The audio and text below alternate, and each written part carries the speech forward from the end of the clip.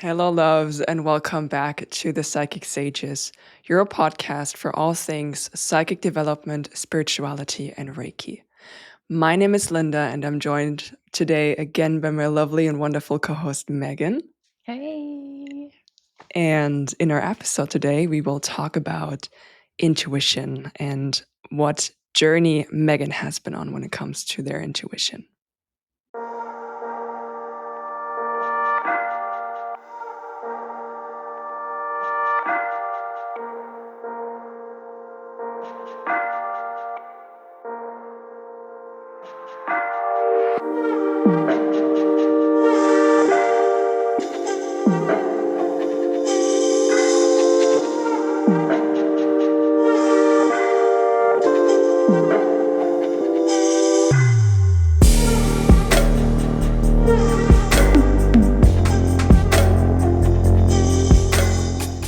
So, we're going to start our episode off today by interviewing Megan a little bit about their intuition because it is such an essential part of psychic development and spirituality as well to really hone in on your intuition. I feel like the more spiritual you become or the more experiences you've had, the more you hone your intuition along the way. And it's quite interesting to see and find out how people are doing that. So, Megan, how does your intuition present itself and has that changed throughout your life? The biggest way that I experience my intuition in life is through a really strong yes or no to a person or a situation or an idea or a decision. And it comes in the moment, and I know immediately. And that's made developing and cultivating my intuition really easy because it was very clear to me as a child in all different kinds of situations what was for me and what was not for me. Um, I I was a really strong-willed child, and I just couldn't back down when, let's say, a parent wanted me to do something and I didn't wanna do it. I won that battle a lot. Uh, if it came to my safety, it was a different story, but I was given the freedom to express what my preferences were, and that's probably the best way anyone can assist a child with cultivating their intuition. Yeah. I have a question for you. Yeah. You said that it's a very strong yes or no for you. Can you explain that a little more? Is that a physical thing that you're feeling, or is Mhm. it just a knowing, so clear cognizance? What would that be? Yeah. So I experience it. I think when we use the phrase, "I have a gut feeling," Mhm. you feel it in your gut. So that place in your lower stomach or your abdomen. Um, if something is a no for me, I physically recoil from it. I can feel myself withdrawing from the person I'm talking to Okay. or, just the conversation that we're having. Um, if I'm thinking about something that I'm deciding whether or not I should do it, I have really anxious thoughts about the thing that make me want to just kind of run away from the idea. And this can be tricky because I have struggled with anxiety in my life. As a child, it was a lot easier because as a young child, before anxiety can really creep in, or before it did creep in for me, that feeling was a very clear signal from my intuition saying, no, this is not for you. So things could feel scary. And even things that were not scary situations or scary people, it would feel scary. So I have this really strong reaction to things that are not for me. That confused me a lot when I was young and growing up Mm. as I became more aware of this feeling in my body, I would think like, gosh, why do I feel that way about this person? Or it was before I could understand that that was my tuition, just speaking loud and clear. The yes comes in as excitement. I feel really revved and energized when something is for me, when someone is for me, when an idea or a decision that I need to make is a yes decision. I light up. My whole body feels like there's a gigantic light bulb inside of me that's just shining light through me. And I move into the thing. Like I physically will like lean forward. I nod my head a lot when something is for me and when it's right for me. Yeah, it's pretty simple and pretty straightforward. I mean, it's amazing. It's a inner compass that can guide you. It's a very direct way of knowing. Yes. Can I say something about that? Yes. So, this was really interesting. I want to make it clear that in terms of psychic abilities, I never really understood how psychic I was until recently. Even 5 years ago when I had, this I'm gonna call it a spiritual awakening, and I don't necessarily love that term, but for lack of a better term, I'll say it. I Yeah. had a spiritual awakening. I had this big spiritual aha moment in my life, and when I started walking down that path, it was not unfamiliar to me. The psychic world was not at all unfamiliar to me, but it felt very much like I was always on the outside looking in to the psychic world. So I didn't come into this psychic journey of mine thinking, wow, I am psychic and I've had psychic abilities all my life and now I get to cultivate them. I felt more like, oh, I wonder when I'm going to become clairvoyant or, like Yeah. I wonder when it's Yeah. going to be my time. Yeah. So I wanted to say all of that because let's say 2019 is when I had this big spiritual aha. And pre 2019, I didn't walk through the world believing that I was psychic. But I did know that I had a very strong intuition. And I felt Mm. really fortunate that it was so easy for me to get this strong yes or no. And it has served me so well in my life. Obviously, it's wonderful to just know what things are for you and not. Does it mean that I always made the right decision? Mm-mm. Does it mean that I always listen to myself? No. I wanted to share a little bit more about that later on. Did I self-sabotage? Yes. I mean, Did I listen to other people instead? Yes, I did. isn't And that part it's of growing up? yes, yes. In fact, I would argue that Megan, growing up and developing and evolving, needed to do that. That was important. I mean, because my intuition is so strong, I always knew when I was choosing to go against what was right for me. Yeah. I made that decision very consciously. Yeah. I So have that's interesting. I have one more question about the anxiety that you spoke of. I'm gonna Mm, backpedal a little bit yeah. because you said it was confusing to experience your intuition and things that don't fit coming up as feelings that are similar to anxiety, and then also having some anxious feelings. Where do you draw the line? Yeah. I Is it a slightly different sensation, or mm, is it a knowing? Like, what's the mm. distinction for you? Um, let's just talk about what happens this day and age now. So I have my anxiety under control, and I really mean that because I've done a lot of work to be aware of it and know what it is that is happening and how to alleviate those feelings and experiences. Um, but this still happens sometimes when I'm thinking about a situation and deciding what I'm going to do.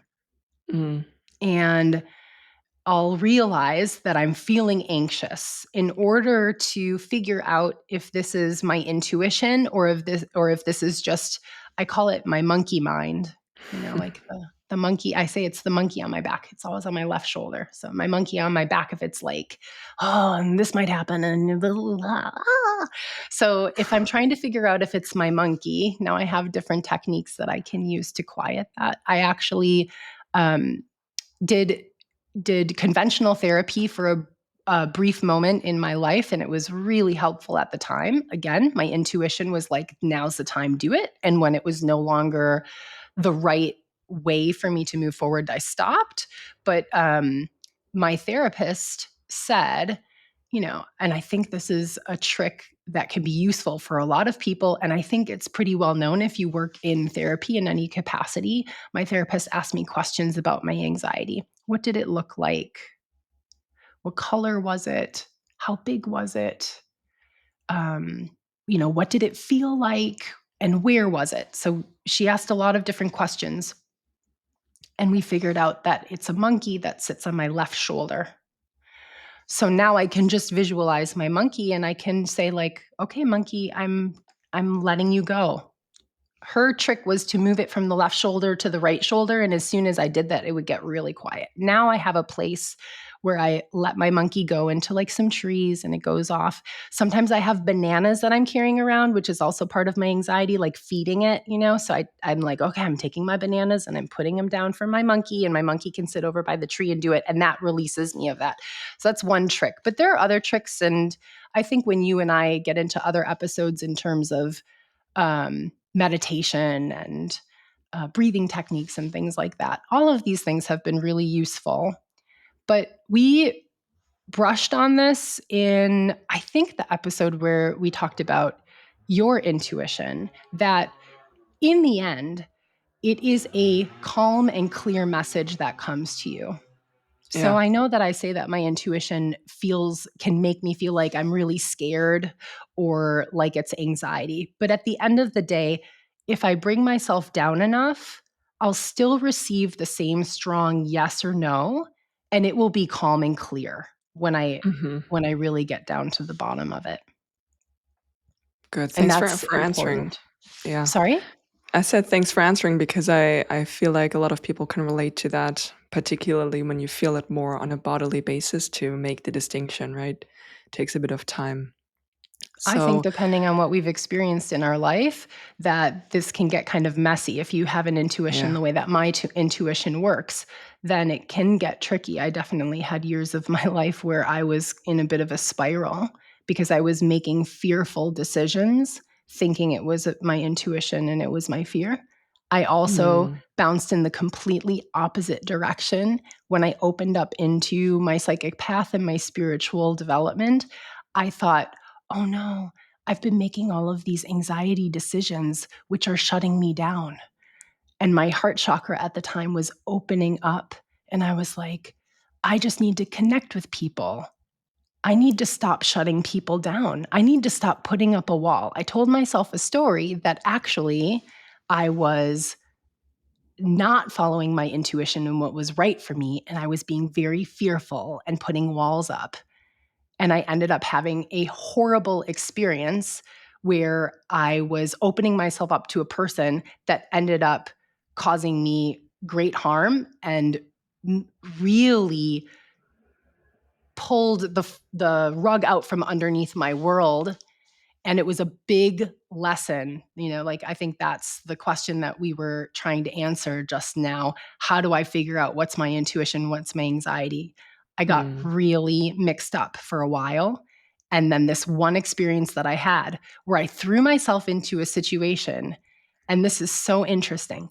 At the moment that I was going to interrupt this person talking with another person because they were talking about things that resonated so much with this new spiritual path that I was walking.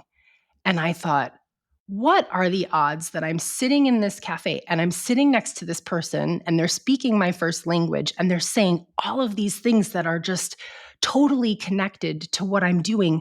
I have to talk to them. But I felt really terrified about it. Really, like I had a lot of fearful, anxious reactions to that thought. And it's not like me to feel that way about starting new conversations with people. That should have been a huge red flag at the time. That doesn't actually line up with who I am as a person. I don't have social anxiety in situations like that. I really enjoy meeting new people. But I was like, no, Megan, that's just your anxiety. You're just afraid because you're going to open a new door and you don't know what's behind that door. Well, it turned out that my intuition was like, alert, alert, do not open this conversation. Continue sipping your coffee in solitude. And I didn't listen. And I went down this whole path, and it was revealed to me that actually I had made a lot of decisions that were right for me when I was given that kind of guidance in the past. So I had to recalibrate, if that makes sense. It makes total sense. And that was about the time when you started to realize that you were psychic, right? You said you felt all of your life you had that strong intuition, but you didn't consider yourself psychic. So what changed? Mm. I really wish that I could go back and read through all of my journals and see in hindsight the ways that I was psychic, because I just wasn't seeing it that way. And I knew a lot of people in my life who were, and it felt like a me them kind of thing for a long time. Even as I broke into this spiritual world, um, I knew that I could cultivate my psychic abilities. I knew this was possible, and I believed in that, but I didn't really believe that I was psychic probably until about 6 months before I did Reiki. So I started Reiki about 1 year ago, a little more than 1 year ago. So probably about a year and a half ago, I was really confidently saying to myself, and would have said to anyone else, I'm psychic. Mm, And when I did start saying that to myself, I realized actually I've had a lot of these abilities my whole life, and I just never realized that they were psychic abilities. They were such a part of who I was that I didn't even understand that they were classified as psychic abilities. yeah. So, yeah, that's like a whole different rabbit hole we can go down. But I did want to say one more thing, and I just didn't make this point. What I wanted to say earlier about this yes and no, this blew my mind. When I initially got into this world, probably 2 or 3 years in, I've been in this now for about 5 years, where I'm really walking the path and dedicating myself to this. Mm, About 3 years in, probably 2 years in, I booked a reading, like the first ever reading that I ever had. So I never, ever wanted to go to a psychic or get a reading, mostly because I was terrified of what they would say to me, because yeah. I totally believed in it. But so this is a big thing for me. And Linda, you know this. That's why I'm laughing. I really struggle to allow people to read me. Yeah. It's a vulnerability thing. And by the way, the whole reason why I broke onto this path, what was the message that was being delivered to me was stop living in fear, learn to be vulnerable. So Mm, the underlying momentum of my journey, and it still is, because look, we're still talking about how hard it is for me to be vulnerable. I know. Yeah. My journey is a journey of courage and strength, which I really have actually. Yeah. Um, but my life and the constructs of my life have made me very fearful. I still experience a lot of fear. And how can I be vulnerable in a safe way? So the way that I broke into this conversation with someone that I really wasn't supposed to, I was trying to be vulnerable, but I was going from 0 to 100. I was like, I'm just Mm, going to be vulnerable with everyone because everyone is safe and the whole universe is safe. And that's so beautiful that I felt that way, actually. I love that I jumped in and did that. But I learned lessons about this. And the first reading that I ever booked, I'm going to get there, I promise. Here I am. take your I time. got this. All right. The It's first good. reading that I ever booked was a human design reading. And I tell a lot of people this story because I didn't really understand what human design was, but I found someone um, that really resonated with me, and they did human design readings. And hearing what they had to say about it, I thought this could be very useful for me. This is very interesting, and it feels like a safe way to break into the world of having a reading done. And for anyone who isn't familiar with human design, I encourage you to Google it. It's prolific. You'll find a lot of information about it. It's like a blueprint for any individual and who they are and all different things about themselves, how they operate in the world and their personality. And I find it to be very accurate. And I was so blown away in this human design reading that I had, which was just an introduction of my human design and who I am. And they talked through it.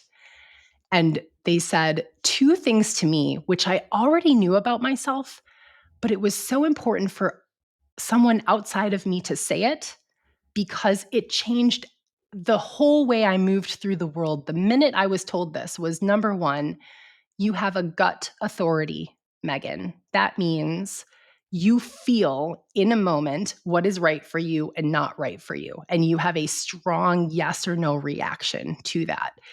The reason why this was so groundbreaking for me, and Linda, you know this, is because I got off of that call and I was like, oh my gosh, not everyone has the same intuition. It's Yep. different for all of us. You know, we grow up in our families and we think like everyone's family is the same. And then we go Yeah. over to someone's house and we're like, whoa, this family is really different than my family. I grew up with this intuition and I was like thinking, all I have to do is tell people to listen to their gut. That's how it works. Yeah. No, it doesn't work like that for everyone. And human design introduced me to this concept that actually we all have different intuitions. And just because someone doesn't have this really strong yes or no, Megan, past Megan, doesn't mean that they're not connected with their intuition. There are different ways that we experience this. So I wanted to share that because I don't think I'm the only one in the world who might have believed that the way their intuition works is just the way intuition works. I don't think so either. And that blew my mind and it was really exciting for me. I was like, "Oh my gosh, I just wanted to sing from the rooftops." Go figure out what your authority is, your human design authority that will tell you how your intuition works. And that was amazing for me. Also, it confirmed the fact that the way I had been moving through the world was the right way for me. I love And that. speaking about your intuition and how you experience that, you touched a little bit on I'm going to say like mingling with the energies of others when you're so open and enthusiastic walking Mhm. into this world Mhm. of spirituality. And have you ever experienced more situations where you felt like your intuition was kind of disrupted, or have you come across things that disrupt your intuition? Yeah. Yeah, absolutely. Um so I'm just a natural born people pleaser. And this has been a really I hear big you. Continue. Mhm. This has been a really big aspect of who I am. And, "Oh, wait, I'm not that," or, "Am I that?" I feel like I'm a detective. I'm a detective, and I'm not solving a mystery, but I am following breadcrumbs, and these breadcrumbs are my life and who I am and my path. And a big aspect of following these breadcrumbs is figuring out how I work and how I operate. And this has been a big question mark for me. I am by nature a people pleaser. I was raised by people who also are people pleasers. In particular, um, I think someone who made me feel that our work in life is to bring joy. So, this comes from a really beautiful goal of bringing joy into the world. But it gets really messy when you're not setting your own boundaries and listening to yourself. So, what disrupts my intuition is putting other people before me in the sense that I always need to make sure I check in with myself and ask myself, am I meeting my needs? Do I have everything I need? And if I'm good, then I can move to the other people around me who I want to serve. Like I do very much feel that a big part of my path is serving my loved ones and my community.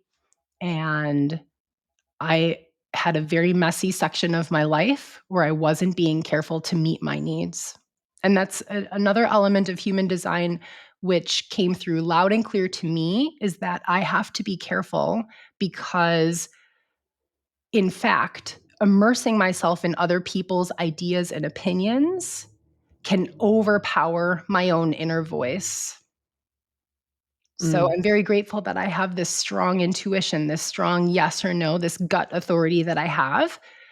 That's so important. I would have probably lost myself if I hadn't had it, because there's so much else in my personality that allows me to be, I don't want to say overpowered, but allows me to lose myself in Influence? other people. Sorry? Maybe influenced? Yeah, big time. Yeah. Big time. And I have to be really careful not to have conversations with people about things that I'm planning or considering. I can't do that. If I do that, I will lose my own inner authority and my own inner voice, and that disrupts my intuition. So your intuitive decision-making process is more you spend time by yourself, go inwards, figure out where you stand, and then you go and share that with others Yes. rather than discussing it through in a conversation. Yes. I have to do it that Mm. way. If something comes up in a conversation, then it's always loud and clear. Something as simple as what should we have for lunch? I Pizza. if always. It's a no-brainer. I can't do cheese, but pizza. I get sick. Oh, no. No cheeseless pizza. Vegan cheese, we're good. But even, like, it's a nice thing about me. If the topic of conversation is what should we have for lunch, and I don't have a strong opinion about it, then it actually means I'm happy with whatever, and I don't get too worked up about it. So, I'm fortunate enough that if there is something important, uh, that I need to consider on my own, I've figured out that I need to let that person know that I can't tell them immediately. Sometimes I get a really strong knowing right in that moment, and I can tell them immediately. Sometimes I have Mm, to say, "I can't answer that right now. I will come back to you." yeah, As soon as I yeah. give myself some quiet time, I get the answer. It comes really quickly to me.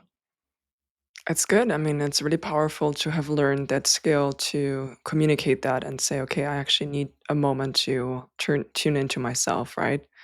Because a lot of people I know will feel more pressure in the moment to make a decision right now and kind of veer away from their inner voice a bit.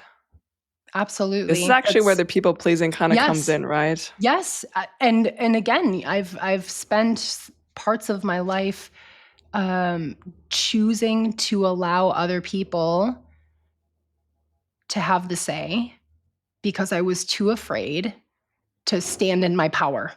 And I don't mean Yeah. standing in my power in a scary way. I just mean, embodying who I am and then speaking my truth. And I really struggled to do that at different points in my life. And I still meet people where I know, like, oh man, it's going to be so hard for me to speak my truth to this person. Yeah. And it's just another opportunity for me to learn and grow because, unfortunately, I think it's because I'm a Scorpio rising. I really can, if I'm not careful and I am unchecked, I can be really hurtful in moments where I have to speak my truth. And not because I'm trying to hurt someone, but because I've decided that it's so important for me to say the thing that I have to say. And I'm so focused on that that I end up saying it in a hurtful way, in a way without compassion. So it's a big part of my journey. How do I stand in my truth? How do I speak truth to power, but compassionately, with kindness. Like, I really firmly believe that I am here to be kind, not to be nice, and not to always like give everyone what they want, to be a kind Yeah. person and to be a compassionate person. That's really important. And I'm still learning sometimes how to show up for myself, but not at the expense of other people. Yeah. That's really powerful. We already kind of touched on you sharing how your human design reading really opened your eyes to your psychic senses and to your intuition and your clairs. And do you have other moments in your journey so far where you feel like your clairs have evolved with your intuition, or how did this Mm. go together? Yeah. I haven't put everything together about why my psychic abilities have opened up the way that they have. Um, but I will say that my strongest psychic ability is my claircognizance, which means clear knowing. I just know things. And it's interesting if you think about it that I have this gut authority, which is a really strong yes or no in the moment. And I also have clear knowing, clear cognizance, which literally is like a thought is dropped into my head. And I can say to someone I'm talking to, like, oh, yeah, you should do that. A person is talking about maybe going on a trip somewhere. And I immediately have this feeling like I need to tell them that they should do that. And I've been like this my whole life. And I thought that was just normal. So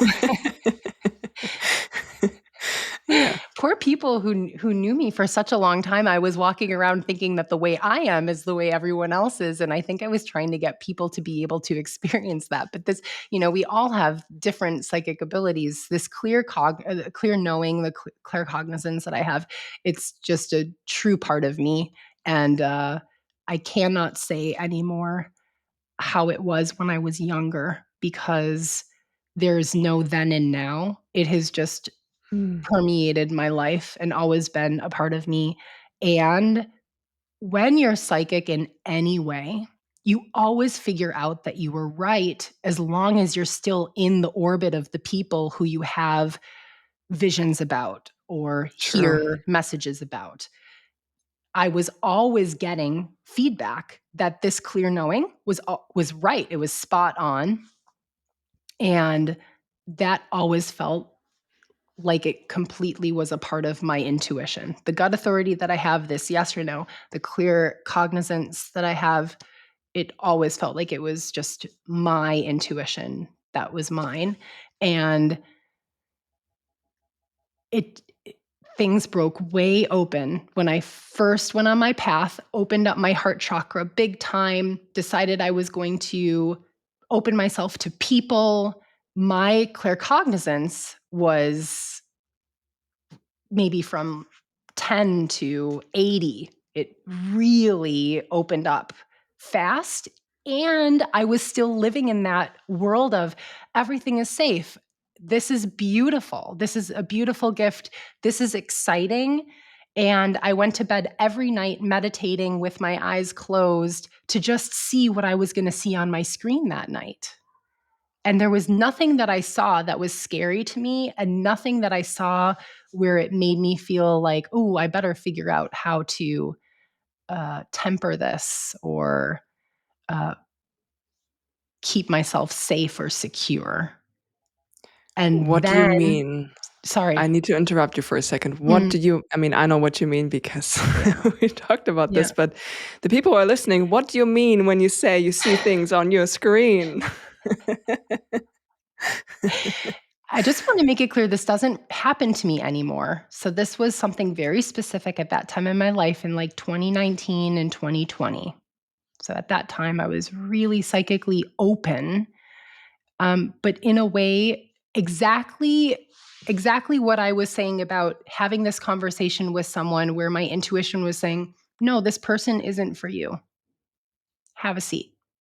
I was doing the same thing in my psychic world. So my screen, and a lot of people will know what I'm talking about. When you close your eyes before you go to bed, our imaginations can cast up images. So it might be that we're actively imagining things about our life or our hopes or our dreams. When we're children, we do this a lot, and it can bring an image that we see in our mind's eye. And it might be something really clear, the way that we see it when our eyes are open and we're moving through the world, but it might be just like an outline of a shape. I think the way that people experience claircognizance and seeing things in their mind's eye differs greatly. So I had a period of time where I would see lights. And then as my claircognizance opened up more, I started seeing images, but they looked kind of like photo negatives. It looked like when I closed my eyes, everything looked black. And then I would see the light image of something. And then after a while, I started seeing actual images of things in color, and it looked so real and so 3D, that it looked like I could reach out and touch it. And that happened for quite a while, where I'd see it looked like video clips that I was being shown. I Mm, say screen, it looked very much like people were playing a movie for me and I was watching a movie. And I never really made sense about what I was watching. Every once in a while, I'd think, oh, I know that. But most of the time, it was things that I didn't know. And it was, I believe, I was so psychically open, and my screen and my field of where we perceive things was so open that I was just grabbing onto lots of stuff that was around me and I was seeing it. But that was reflected in my outward life. I was opening myself too much, and I just didn't realize it at the time. This interaction I had with the person, where I started a conversation and ended up realizing that that person was not right for me. And it really shook me to my core. My claircognizance at that point almost completely shut down. interesting. Hmm. Because you ignored it and then you kept on ignoring it, kind of? Or why do you think that was? I think it was kind of like, I've heard people make references like this before. I think it was kind of like I realized that I was opening my door way too wide into the psychic world. And when I got scared, I didn't carefully and intentionally determine what was safe and what wasn't safe. I just got really scared and I took the whole door and I went slam and closed the entire door. Yeah, Mhm. sounds familiar. Yeah, I really freaked out. I even I even I knew that I wouldn't move away from Frankfurt, but on the day that this happened, I went to my bedroom. I closed the curtains in my room. I sat in the middle of my bed under the covers, and I thought, I want to move out of Frankfurt, which is extreme. And it just goes to show how disrupted I felt because I hadn't listened to my intuition. Hmm. And And then I it opened had up lost again? touch with it. Sorry. And then it opened up again? Yeah, and then exactly. So, this goes into a whole different realm, but it is related to my intuition in the sense that my intuition guided me and showed me what it was that I needed to do in order to build a solid foundation for my psychic self. And maybe 6 months before this happened, probably not even, a few months before, I bought a book about chakras and didn't really know anything about chakras and knew that I would get to that book when it was time. And just before this interaction, I started reading about the root chakra, which is referred to as the first chakra in your chakra system. And this was all intuitive. It was like my claircognizance dropped a thought into my head, which was like, oh, the chakra book. I'm going to go read that. And then I opened the chakra book and I read through the first chakra, and my claircognizance was like, yep, that's good. Okay. And close the book and put it away. I had this interaction with this person. And the first thing I thought when I was in my bedroom was, I need safety and security. My root chakra is all out of order. And I only knew that because I had read about the root chakra probably Mm. just a week earlier. And then as I thought about it, I realized, oh my gosh, I've been buying a lot of things that are red. So the root chakra is associated with the color red. It's said in color therapy, you can use red in order to help activate and heal and cleanse and clear your root chakra so that it's functioning in a way which is supporting you. And the root chakra is about our safety and our security in life. All the ways that we experience and need and feel safety and security comes through our root chakra. So there you go. I did slam that door tight, but there was something that came through, maybe just that little crack of light under the door. And it led me. And I made a promise the day that I said yes to this path that I was going to walk on. I said, I'm not going to live my life in fear anymore. So I knew when I was sitting in my bed that I couldn't let fear steer me forward, that it wasn't like, okay, no, I'm not doing this anymore. I had made my commitment. So I kept going and my intuition showed up for me. But I do think that sometimes our intuition can get really quiet. There are other things and people that can overpower our intuition. I think it's different for everyone. And I also just want to say, I think we have a responsibility as humans when we decide to do this work to sit back and ask ourselves questions about what kind of programming. I use the word programming. That can sound funny to other people, but I mean programming in the sense of I was raised in the United States. There is an underlying culture in the US, and this culture informs what I do and how I do it, what is acceptable and unacceptable. And you can go on and on with this. I don't want to talk too much about this, but I do feel that our intuition, the volume can get turned down by different kinds of programming that we experience in our lives from our childhood, growing up, our peers, our workplace, the culture that we live in, all different things. Media is a big one.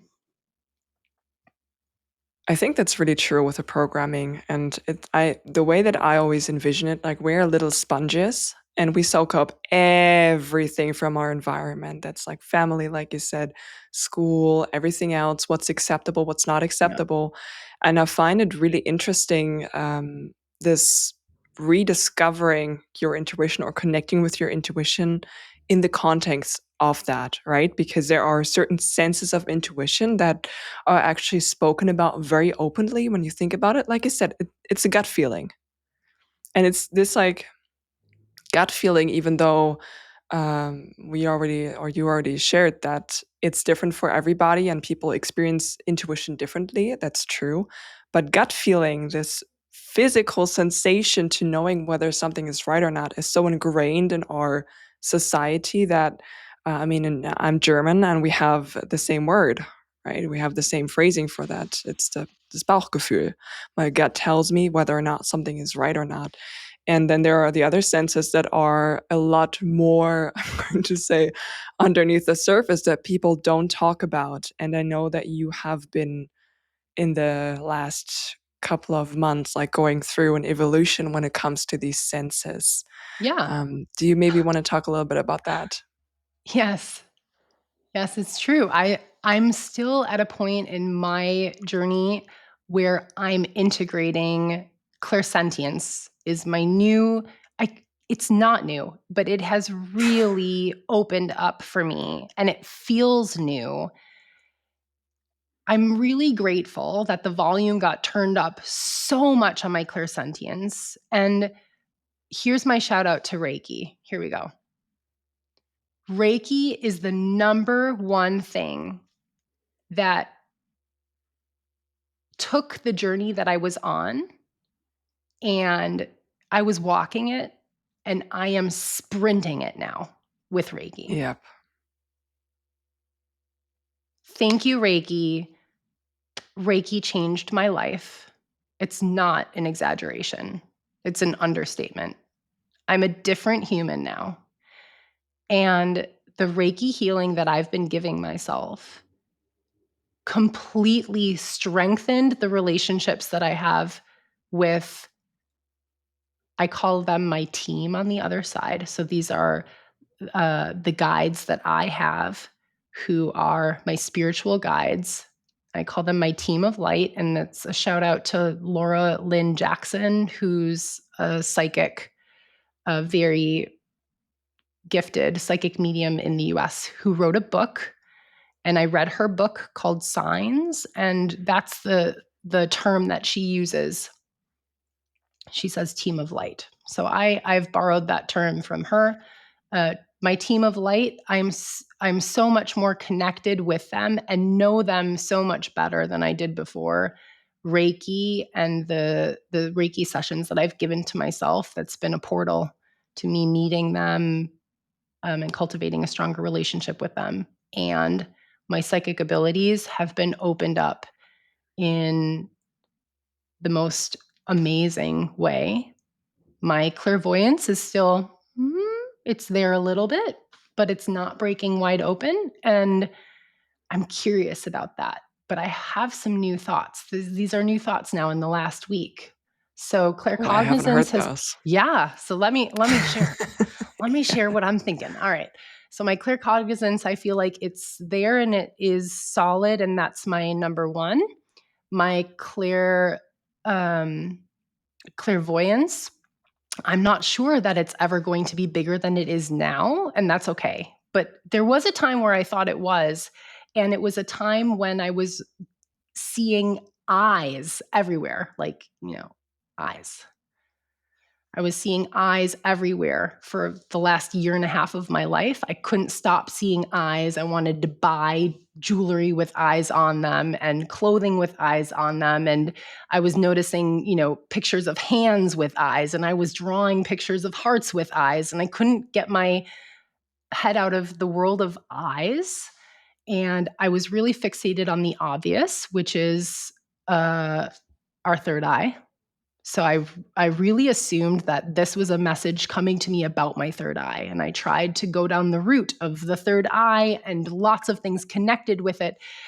And that's not what broke open for me. What broke open for me was my clairsentience. And it would have been terrifying if I didn't have Linda in my life when that happened. I would have really freaked out. It was so loud. And I won't say loud because I didn't hear it. It was so intense, the feelings that I was experiencing in my body. I had experiences where the energy that I felt when I was walking outside in the city of Frankfurt, it would go into my lungs and it would compress my lungs so that I was out of breath when I was just walking around. It felt as though I had suddenly come down with like horrible bronchitis and couldn't breathe anymore. And then it would dissipate when I was back into my apartment and could release, that energy that I was feeling. I was picking up on this subtle energy around me through my physical body and experiencing it. And I started realizing, oh, I have always felt people's emotions. And I used to think that other people's emotions were my emotions. Oh, that was a really big aha moment for me. And I'm 42. So this happened when I was at the end of being 41. And I was like, oh my God, I've lived decades of my life thinking that other people's emotions were my emotions. Or I have children, and children have big emotions, and I still am trying to understand how I'm supposed to completely be there for them, but not absorb all of their stuff, because that's exhausting and overwhelming and unnecessary.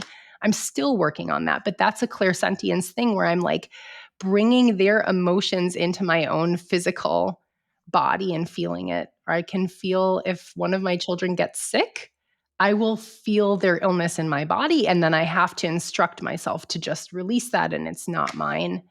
But the big one is I started feeling entities. So we won't get into this, in great depth, but Linda and I met, and immediately we went down a road of past lives, other lives. Mhm. And on the Yep. heels of going down that road, we went down a road of entities. Let's say ghosts, but we call them earthbound spirits, which is a term that is pretty familiar in this world. My ears are ringing a lot right now. So we started talking a lot about earthbound spirits. These would be people who die, who don't cross over to the other side, and their energy remains earthbound.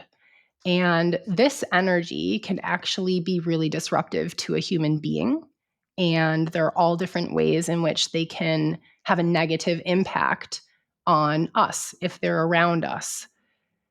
Linda and I, for lots of different reasons, we started thinking we needed to talk about this stuff and we needed to figure this stuff out. We were having experiences with it and we were swapping stories and we were trying to get to the bottom of it. And you and I, my love, we, again, Reiki is like, we're not walking this, we're sprinting it. And we Yep. sprinted with Reiki because we used Reiki and Reiki revealed things to us that allowed us to understand how to connect with these entities, not only earthbound spirits, but I'll just stick to earthbound spirits for now. I started feeling them with my clairsentience. I could feel when there was an earthbound spirit around me. It felt like I was underwater and going deeper and deeper underwater. So it felt like there was a pressure being pushed against me.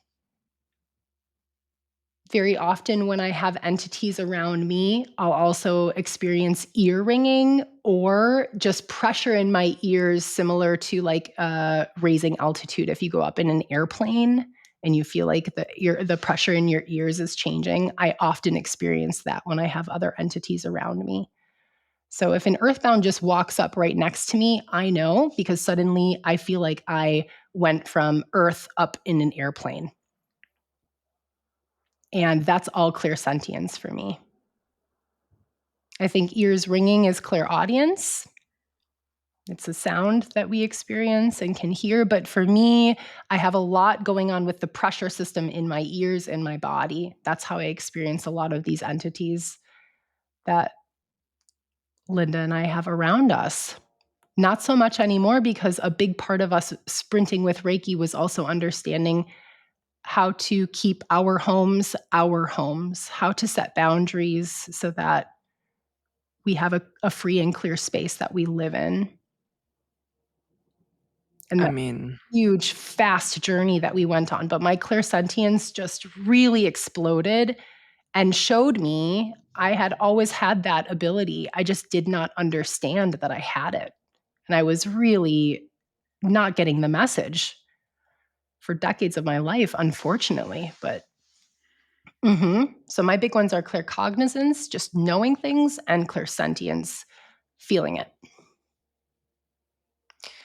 I mean, I feel like you said you're kind of not sad, but a little sad that you didn't really recognize that sooner. But I mean, I'm a firm believer that things are happening at the right time. Absolutely. And when the psychic senses open up, any kind of psychic senses, whether you are a medium or not, it's overwhelming as hell a lot of the times because, like you said, the volume gets turned up very, very loud so that you actually pick up on all of these subtle senses, right? Because Right. usually it's like a low hum in the background.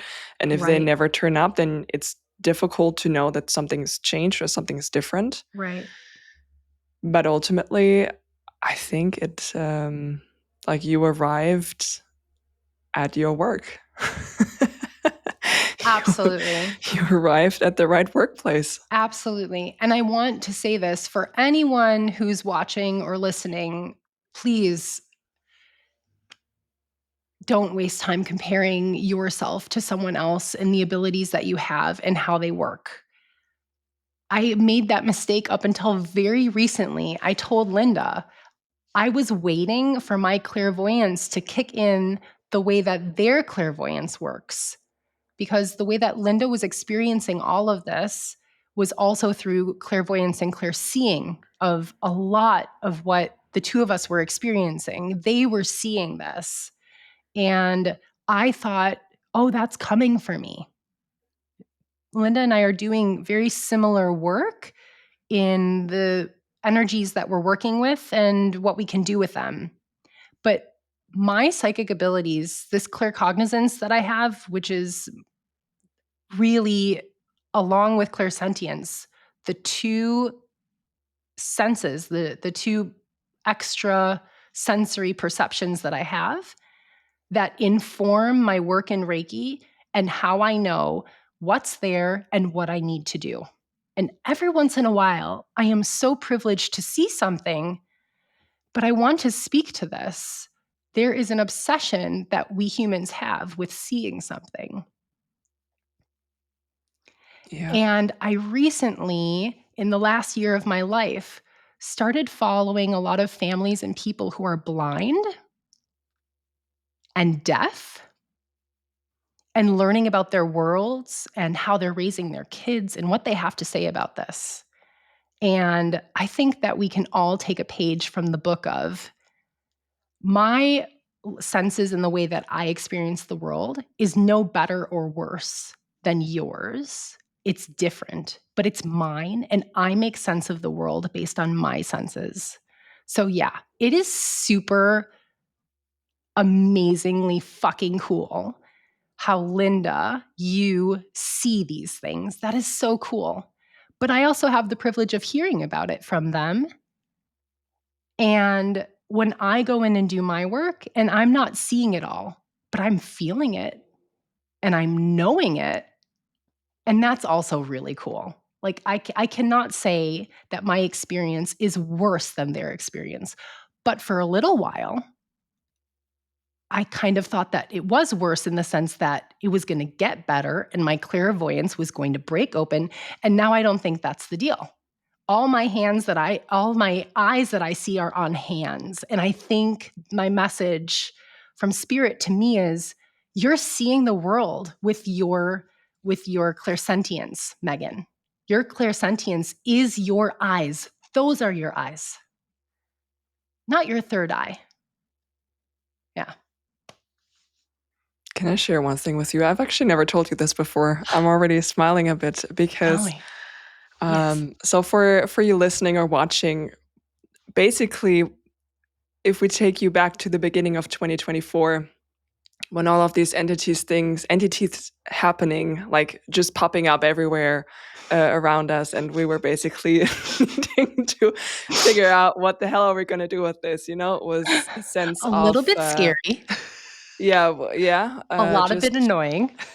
yeah, everything like basically happening at once, and we were learning how to release entities and do clearings of spaces, whether that space is a physical body or an energy body or a space like a house.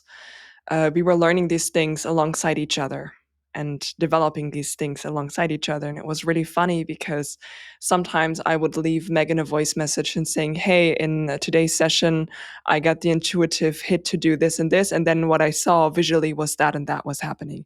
And then I get a message back from Megan saying, oh my God, that's so funny because that's what I was doing with my hands, but I didn't know exactly what it was. Yes. And in that Yes. time, when your clairsentience got like really really loud for like I think it was 2 or 3 weeks or something like this, Mhm. and you started to share how you experienced the clairsentience when you did the releasement sessions, Right. I actually started to question my experience of my clairsentience. I never told you this I because didn't know that. it was not that I was questioning whether I'm clairsentient. It was just like I had this thought of like, I don't think I'm as clairsentient as I thought I was because of how physically strong your sensation was.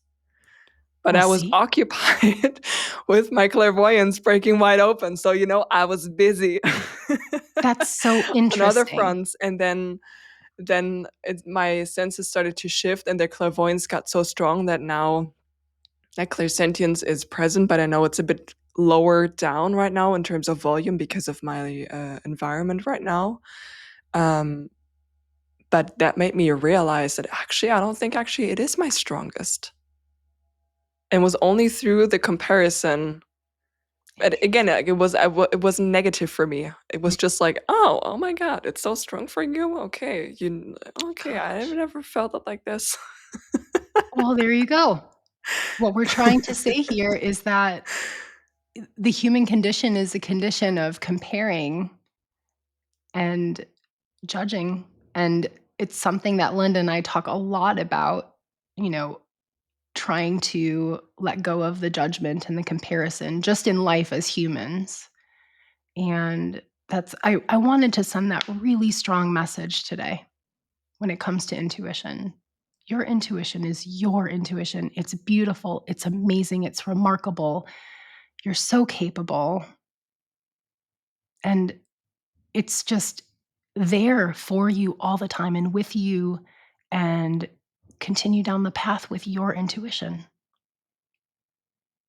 Run with it. And don't feel that even what Linda and I are talking about means that that's how it has to be for you.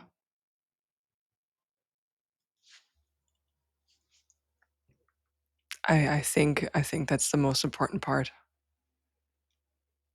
Is there anything else that you want to share about your intuition? I mean, it's a journey, right? It You're is. never really finished. It changes and shifts and evolves. No, I feel like I've had probably 5 birthdays in the last 5 years that were not my actual birthday because I felt like I was becoming a new person so often, um, and I love that, and I still feel like that. I still feel like a newborn baby sometimes in this world, in this psychic world, which is our normal, ordinary world. It's all one, and that's my new journey. It doesn't feel so separate anymore.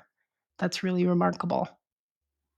I just wanted to Thank you. share one thing though, because I actually would be really curious to hear if anyone else feels this way. This is something that I'm working on now, and I'm trying to understand more about myself. It's something that I don't like about myself, and I'm trying to see if I can change that.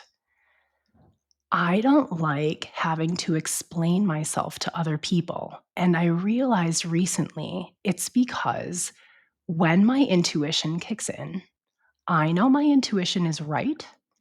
And a lot of the time, I don't really know why, because I'm claircognizant. So my intuition is like, "Badoop, go to that place, Megan."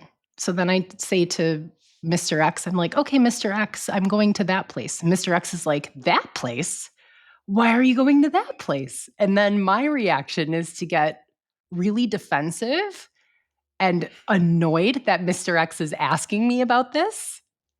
And Yeah. it's mostly because I don't know what to tell Mr. X. This is a new revelation I've had. So I'll end my journey of my intuition on the note of I'm trying to figure out how to be more um I want to be a team player. I really don't want to be sitting on my own little hill by myself. I want to be with other people, talking to other people, sharing with other people. And if they ask me questions, I want to explain to them. I don't want to feel defensive and so that's Mm. my new stretch of my journey. I wonder if anyone else out there um, experiences this too. Frustration with other people for questioning a decision that they've made because the decision they've made comes from their intuition and they don't really know what to say about it. I Hmm. I don't either. Apparently, apparently, I don't either. I'm thinking about this right now. I'm similar to you, where I don't share decisions prematurely. So I make decisions by myself and with myself, and then I will go and share that. And if people are asking me, honestly, it depends on who's asking. Mhm. My reply depends on who's asking.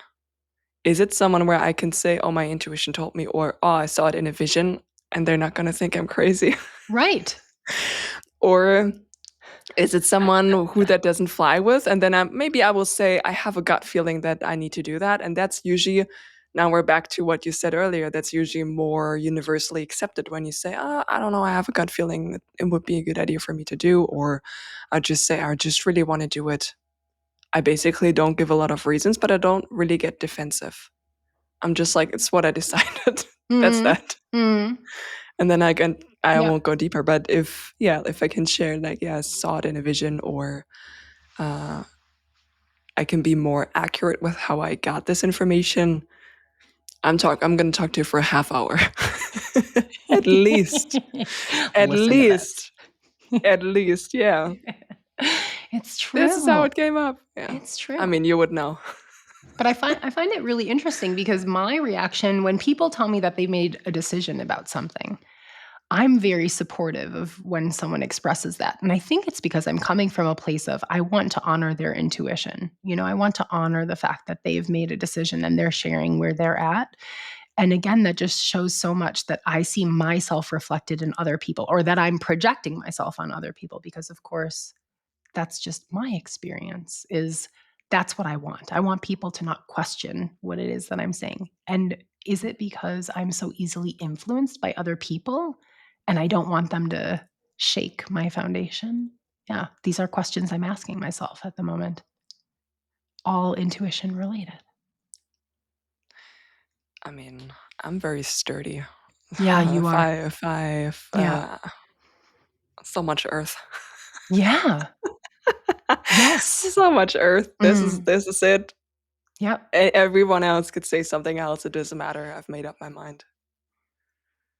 For better or for worse. It can be a positive quality, can be a negative quality, depending. Well, I won't change my mind, but I will get really annoyed and, think for a very long time afterwards about the conversation I have with someone where they just Mhm. couldn't let me say what it is that I wanted to say.